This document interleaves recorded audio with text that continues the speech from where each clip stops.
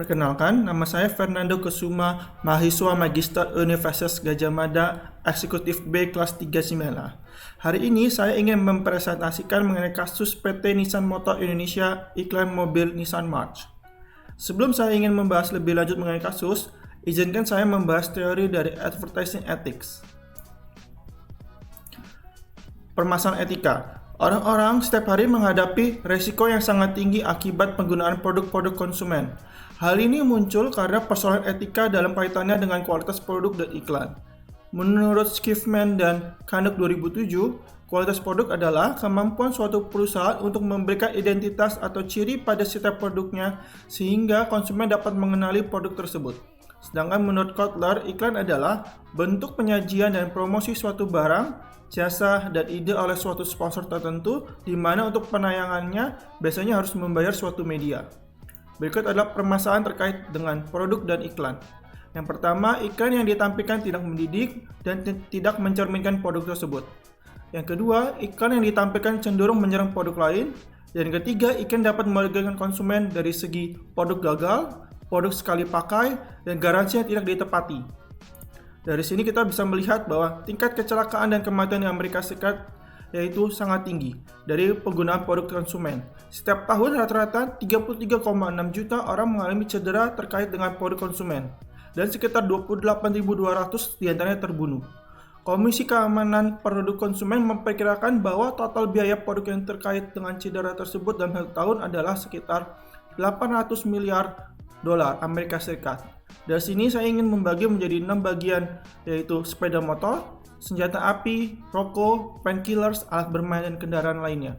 Dari sini kita dapat melihat bahwa rokok adalah titik tingkat kecelakaan kematian yang tertinggi di Amerika Serikat. Dan dari sini kita bisa melihat mengapa dan bagaimana iklan tersebut dapat mempengaruhi konsumen. Yang pertama dari mengapa. Kurangnya informasi dari konsumen, dan kedua adalah konsumen kurang rasional dalam memilih. Dan bagaimana perilaku dari konsumen tersebut ataupun dari si pelaku bisnisnya, yaitu pertama dari tanggung jawab dari pelaku bisnis, dan yang kedua adalah kesadaran konsumen mengenai produknya. Advertising ethics. Menurut Persatuan Perusahaan Perikanan Indonesia atau bisa disebut P3I, etika perikanan adalah seperangkat norma dan panduan yang seharusnya diikuti oleh para politisi keperiklanan dalam mengemas dan menyebarluaskan pesan iklan kepada khalayak ramai, baik melalui media massa maupun media ruang.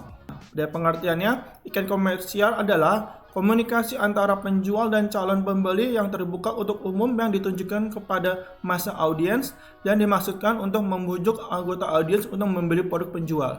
Fungsi utama iklan yaitu memberikan informasi yang tidak bias kepada konsumen, dan fungsi sesungguhnya adalah untuk menjual sebuah produk kepada para calon pembeli, dan apapun informasi yang dibawa iklan tersebut yang sifatnya hanya tambahan dari fungsi dasar. Nah, inilah skemanya dari iklan pembelian komersial.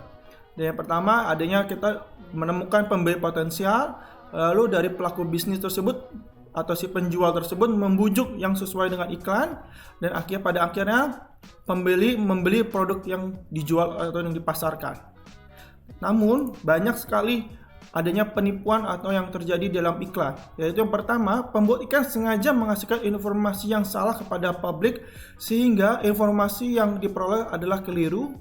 Yang kedua, media komunikasi memberikan pemahaman dan konotasi yang berbeda pada publik. Dan ketiga, publik berada di posisi yang lemah terhadap informasi dari iklan sehingga menjadi membingungkan. Nah, dari sini kita dapat melihat ada 3 aspek etika dalam perikanan, yaitu pengaruh sosial, pengaruh pada keinginan, dan pengaruh pada keyakinan. Yang pertama saya ingin membahas mengenai pengaruh sosial. Pengaruh sosial berdasarkan para kritikus iklan bahwa iklan dapat memberikan pengaruh buruk pada masyarakat, yaitu menurunkan cita rasa manusia, pemborosan sumber daya, dan menciptakan monopoli.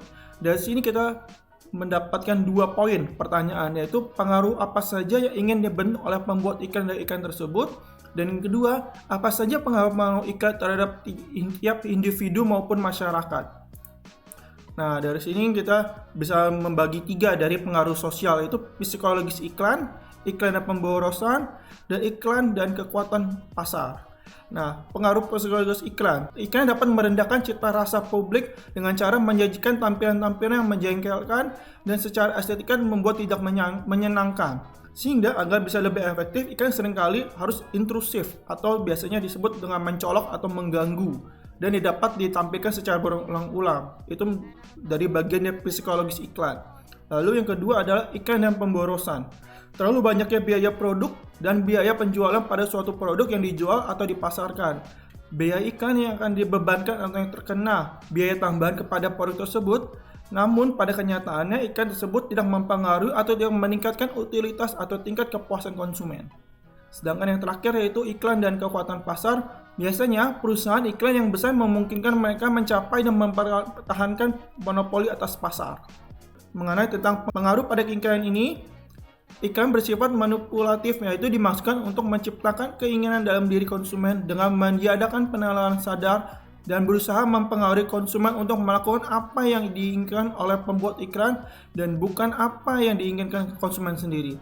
Jadi dari sini kita mendapatkan 2 poin, yaitu apakah iklan tersebut dapat memberikan informasi atau dapat membujuk calon pembeli, dan yang kedua apakah iklan tersebut dapat menciptakan keinginan yang irasional dan apakah ada kemungkinan dapat merugikan calon pembeli.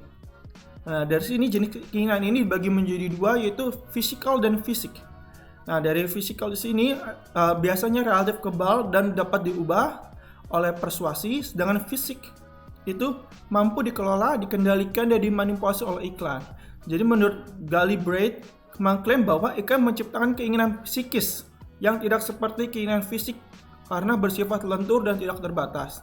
Keinginan fisik biasanya diciptakan agar perusahaan dapat menggunakan calon pembeli untuk menyerap output mereka. Dengan menggunakan calon pembeli dapat memperlakukan mereka sebagai sarana dan bukan sebagai tujuan karena ini tidak etis. Dan yang terakhir, menurut dari jenis keinginan tersebut, hal ini dapat mengabaikan studi yang menyatakan bahwa iklan tidak dapat menciptakan atau dapat memanipulasi keinginan.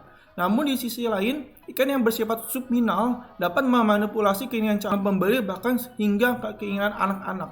Pengaruh pada keyakinan, yaitu sebuah iklan yang bisa aja memberikan gambaran yang salah mengenai sebuah produk. Dari sini kita mendapatkan 2 poin, apakah isi iklan tersebut dapat dipercaya, dan kedua, apakah iklan yang diberikan dapat membingungkan atau bahkan merugikan calon pembeli. Nah, dari sini terbagi menjadi 3 elemen yang komunikasi melibatkan elemen-elemen tersebut, yaitu the author, the media, and the audience. Dari iklan sendiri merupakan sebuah media komunikasi yang dimana di dalam melibatkan dari si orang menciptakan komunikasi, media yang menyampaikan komunikasi, dan penerima komunikasi. The author itu bertujuan untuk membuat pelanggan percaya pada sesuatu yang salah. Sedangkan yang the media itu bertanggung jawab untuk memastikan bahwa isinya tidak menyesatkan. Sedangkan the audience, penonton yang berpenonton luas, mampu mengidentifikasi iklan yang menyesatkan. Pada kasus ini, iklan pada sebuah produk merupakan bahasa pemasaran agar barang yang dipasarkan dapat dibeli oleh masyarakat secara umum. Namun, bahasa iklan tidak selalu seindah dengan kenyataannya, karena kebanyakan konsumen sering sekali tertipu dengan bahasa maupun promo yang diberikan pada iklan tersebut. Berikut saya akan sampaikan beberapa contoh yang nyata yang ada di dalam Indonesia. Yang pertama, yaitu contoh pelanggaran etika dan perikanan. Yang pertama sebelah kiri, poin sebelah kiri itu iklan ini bisa dilihat dengan jelas dari segi penempatan tidak sesuai dengan etika. Iklan ini tertempel pada tembok rumah tangga sehingga terkesan mengotori rumah tangga dan serta tidak enak untuk dipandang oleh mata. Dan perizinannya mungkin saja ini tidak ada, karena kita dapat lihat bahwa itu cuma hanya selembar yang dapat ditempel di sembarang tempat. Sedangkan yang sebelah kanan, yaitu iklan disebut terdapat headline, yaitu liburan ke Aussie lebih mudah dibandingkan ke Bekasi. Di sini headline tersebut adanya sindiran secara langsung maupun tidak langsung kepada warga Bekasi, dalam artian enakan liburan ke Aussie dibanding ke Bekasi. Ini merupakan salah satu sindiran yang menurut saya tidak etis untuk dipasarkan. PT Nissan Motor Indonesia. Dari PT Nissan Motor Indonesia ini didirikan pada tahun 2001 yang memiliki berpotensi dalam bidang penjualan, distribusi, juga suku cadang resmi Nissan, serta melayani purna jual di Indonesia. Lalu kita akan membahas mengenai latar belakang masalah dari PT Nissan Indonesia ini. Jadi pertama kalinya bahwa kita bisa mengetahui bagaimana apa saja pelanggaran yang dikaitkan oleh PT Nissan Motor Indonesia atau bisa disebut PT NMI. Oke, ini bermula pada tanggal Oktober 2010, ya, di mana bahwa pemimpin redaksi ingin memberikan kepada media-media bahwa adanya test drive mobil Nissan March pada tanggal 4 sampai 6 November 2010. Lalu akhirnya akan dicetak dan dimuatkan ke berbagai macam media. Itu merupakan contoh iklannya, yaitu ke majalah Autobild, Harian Sepeda Indonesia, Otomotif, dan iklan media massa lainnya. Lalu pada tanggal 7 Maret 2011 ada seorang bernama Ibu Ludmila Arif. Dia cukup tertarik dengan iklan tersebut yang dipasarkan di media, di sosial media ataupun di media massa lainnya, yaitu bahwa Nissan March bakal irit 21,8 km dan biaya operasional yang rendah. Lalu setelah 1 bulan pemakaian atau penggunaan dari mobil Nissan March tersebut, Ibu Ludmila Arif ini ada merasa janggal. Lalu dia menghubungi PT Nissan NMI atau Nissan Motor Indonesia bahwa adanya mengapa yang mobil yang dia beli ini mengonsumsi sebesar 8,3 km per liter. Lalu pesan PT NMI ini berkunjung ke rumahnya Ibu Admila dan mencoba mengetes bahwa tidak ada kesalahan atau yang tergodong dalam standar mutu mesin Nissan March. Dari situ Ibu Ludmila ini merasa kecewa. Nah, pada tanggal 26 Juli 2011, akhirnya PT NMI secara resmi memberikan info kepada Ibu Ludmila bahwa kondisi beberapa adanya aspek atau faktor yang menyebabkan adanya kenapa mobil Nissan March ini cuma 8,2. Nah, dari situ Ibu Ludmila ini merasa tidak puas, tidak menerima, kecewa, dan merasa dibohongi oleh PT NMI. Dan Ibu Ludmila ingin adanya ganti rugi karena dia merasa dibohongi. Sehingga pada tanggal 28 Agustus 2011, Ibu Ludmila memberikan pernyataan ini kepada Kompas. Nah, lalu pada tanggal 18 Oktober 2011, Ibu Ludmila ini mendatangi ke bagian lembaga Badan Penyelesaian Sengketa Konsumen atau biasa disebut BPSK. Dia ingin menyebutkan bahwa PT Nissan yang dia itu mengalami kebohongan bahwa seharusnya 21,8 padahal yang dipakai hanya 7,8 km. Dari sini persidangan ini Ibu Ludmila ingin meminta ganti rugi, yaitu sebesar 150 juta atas waktu dia pembelian mobil tersebut. Namun PT Nissan NMI tersebut tidak setuju. Dia hanya ingin mengganti hanya 138 juta saja. Lalu pada tanggal 18 Februari 2012, Badan BPSK tersebut mencantumkan bahwa menetapkan bahwa si Nissan PT NMI melanggar. Yang pertama pasal 9 ayat 1 huruf K yang berbunyi sekian, dan juga pasal 10 huruf C yang berbunyi bla bla bla. Nah, dari sini bahwa kita dapat mengetahui bahwa PT NMI ini mengalami kesalahan atau melanggar etika dalam advertising ethics. Oke. Nah, saya ingin mempersingkat lagi untuk kita flashback lagi bagaimana analisis kasus tersebut. Nah, dalam kasus ini terjadi pelanggaran etika dan periklanan karena tidak jujur, yang berarti tidak memuat konten yang tidak sesuai dengan kondisi produk. Dari sini saya ingin membagi 5 fase. Yang pertama, PT NMI ini mempromosikan iklan mengenai mobil Nissan March. Lalu fase kedua, iklan yang dimuat di berbagai majalah tabloid, koran, dan juga media lainnya, sehingga PT NMI ini sudah yakin bahwa iklan tersebut memang sudah layak untuk ditayangkan di berbagai majalah, media, dan media-media lainnya. Lalu fase ketiga, di mana konsumen sudah menerima atau memahami dan iklan tersebut dan tertarik dengan iklan dari Nissan March tersebut. Lalu yang keempat, ketika si Ibu Ludmila ini sudah menggunakan mobil Nissan March tersebut, bahwa si Nissan March tersebut tidak sesuai dengan iklan yang disebutkan city car dan irit. Nah, pada akhirnya fase kelima atau fase terakhir, kedua belah pihak akhirnya menyelesaikan proses persidangan di BPSK. Oke. Nah, dari sini kita bisa dapat melihat analoginya faktor-faktor terjadi masalah tersebut. Yang pertama, dari beban psikologis terhadap mobil Nissan March. Memiliki kesamaan dengan Nissan Mircha atau biasa itu yang ada di Jepangnya asli, yang merupakan sebuah mobil yang diproduksi oleh Nissan yang dikenal di Jepang dan di Taiwan. Nah, mobil ini tahun 1982 mengalami kesusahan yang sangat tinggi atau yang sangat besar pada Nissan Mircha ini. Jadi dianggap bahwa Nissan March ini harusnya sebagai pengganti Nissan Mircha dan juga sebagai pesaing kuat terhadap mobil Honda City pada di zamannya. Lalu yang kedua, pengujian Nissan March diuji oleh pihak independen atau yang biasanya disebut pihak-pihak media massa yang melakukannya itu hanya untuk terkadang ada titipan pesan agar image suatu produk yang terlihat baik dan juga menjual di pasaran, karena kita belum tentu juga kan bahwa Nissan March ini emang sudah dibukti kebenarannya atau emang ada faktanya.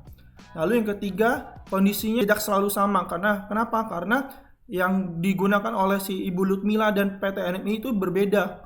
Apakah dari medan yang digunakannya, atau dari perilaku penggunanya, kemacetan, kecepatan, dan variabel lainnya yang dapat mempengaruhi konsumen BBM suatu kendaraan. Lalu yang keempat, dari perbedaan karakteristik dari tipe kendaraan tersebut. Kita juga nggak tahu kan bahwa itu mobil tersebut menggunakan manual atau matic, sehingga dapat mempengaruhi dari konsumsi BBM tersebut.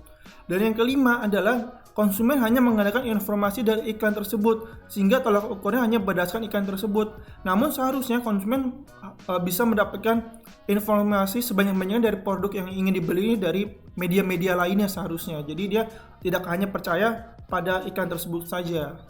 Nah, kalau dari segi contoh iklan misalnya March yang dipasarkan itu, pertama kali memang banyak orang tertarik pada tulisan yang saya lingkaran kuning tersebut, yaitu pilihan pintar untuk hemat. Jadi menganggap bahwa Nissan March ini untuk benar-benar mobil yang sangat irit. Nah, lalu ditambahkan oleh PT NMI bahwa bahan bakarnya di lingkaran merah itu bahwa bahan bakar irit yaitu mencapai 21,8 km per liter, dan juga biaya operasi rendah yaitu 461,15 rupiah per kilometer. Di sini emang terdapat apostrofi atau bintang di atasnya, namun di lingkaran biru tersebut PT NMI tidak menyebutkan atau tidak bertuliskan bahwa faktor-faktor apa saja, atau dari segi-segi medannya, atau dari penggunaannya, atau perilakunya, kemacetan, kecepatan, dia tidak tertera di lingkaran tersebut. Betul. Jadi ini merupakan salah satu yang menurut saya sendiri sangat fatal untuk dalam periklanan Nissan March. Nah, selain itu kita juga bisa lihat nih contoh-contoh iklan yang ada di Indonesia yang menurut saya yang masih kategori beretika dalam periklanan. Kita lihat sebelah kiri dan sebelah kanan. Yang sebelah kiri pada iklan XL cukup memenuhi syarat, yaitu kata gratis atau kata lain yang bermakna sama tidak boleh dicantumkan dalam iklan. Di sini memang XL benar-benar menjelaskan secara detail dan terperinci dan dari bagaimana dia mendapatkan gratis 250 SMS itu. Nah, dari situ kita bisa bahwa XL ini benar-benar tidak berbohong atau tidak membohongi publik atau konsumen, bahwa dia benar-benar bagaimana cara-caranya, syarat-syaratnya untuk mendapatkan bonus tersebut. Nah, lalu yang kedua yaitu iklan dari Yumal. Iklan tersebut itu pemasangannya tempatnya strategis, lalu tetap pasti juga ada perizinannya sudah jelas, dan pada iklan rokok, Yomat kan ini iklan rokok. Nah, kita bisa tahu bahwa iklan rokok ini sudah termasuk dalam etika. Karena apa? Karena iklan rokok itu seharusnya memiliki peraturan yang tidak boleh memperlihatkan batang rokoknya. Dan pada Yomat ini tidak memperlihatkan batang rokok dari iklan tersebut. Jadi benar-benar sudah sesuai. Nah, dari hal tersebut kita dapat mendapatkan kesimpulan, yaitu dari kasus dari advertising ethics. Nah, dari kasus tersebut, dari sisi iklan, Nissan Motor Indonesia sangat jelas melakukan pelanggaran dari segi informasi yang diberikan karena tidak detail, jelas, dan terperinci. Diharapkan produsen yang harus dapat menggunakan bahasa iklan dan menjelaskan kondisi detail pengujian yang dituliskan di iklan tersebut. Selain itu, konsumen juga harus dapat berperan aktif dalam mencari kebenaran informasi tersebut sebelum menetapkan pilihannya. Lalu kesimpulan mengenai advertising ethics, dalam periklanan seharusnya tetap menerapkan teori etika, hukum, dan undang-undang yang berlaku, sehingga tidak adanya pelanggaran dalam estetika pada iklan tersebut, karena dapat menyebabkan kerugian atas nilai dari sebuah iklan serta produk itu sendiri. Nah, pada akhir presentasi ini saya ingin mengambil quotes dari Wilhelm Stephenson. Dalam presentasi ini diharapkan iklan dapat mempromosikan suatu produk melalui periklanan yang perlu adanya sikap jujur dari pihak produsen, sehingga tidak adanya merugikan konsumen. Sebuah perusahaan harus memperhatikan kepentingan dan hak-hak konsumen dan tidak adanya memikirkan keuntungan secara pribadi ataupun keuntungan dari perusahaan tersebut. Sekian dari presentasi saya mengenai tentang iklan Nissan Mobil Mart. Sekian dan terima kasih.